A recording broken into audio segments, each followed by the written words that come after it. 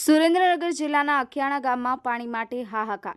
વાસ્મોની ટાંકી બની દેખાવનું સાધન. ગ્રામજનો ત્રાહિમામ, તાત્કાલિક કનેક્શન આપવામાં.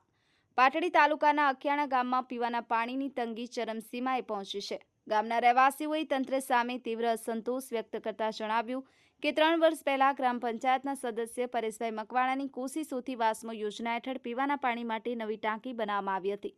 છતાં આજ દિન સુધી તેમાંથી ગ્રામજનોને પાણી મળવાનું શરૂ થયું નથી.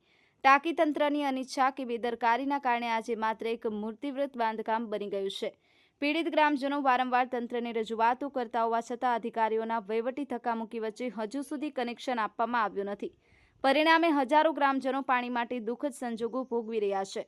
ગ્રામજનોની માંગ છે કે તાત્કાલિક ધોરણે ટાંકીમાં કનેક્શન આપી પાણીની સુવિધા પૂરી પાડવામાં આવે, જેથી પગરતી ગરમીમાં તેઓને રાહત મળી શકે. Ranabhai, Diu Mirror News, Banaskantha.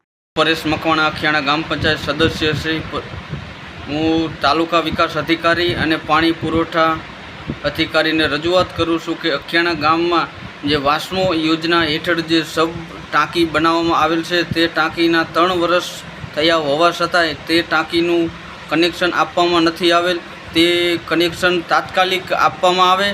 પાણીની બહુ જ મુશ્કેલી પડી રહી છે. ગ્રામજનોને ટાઈમસર પાણી નથી આવતું. એના માટે હું વિડીયોના માધ્યમથી તાલુકા વિકાસ અધિકારી પાટડી અને પાણી પુરવઠા અધિકારી પાટડીને રજૂઆત કરું છું.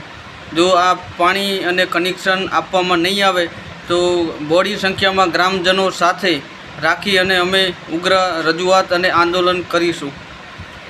હાય, હું છું ક્રુઝિન સિંઘાનિયા. આપની આસપાસના સત્ય સમાચાર જાણવા માટે જોતા રહો દીવ મિરર ન્યૂઝ.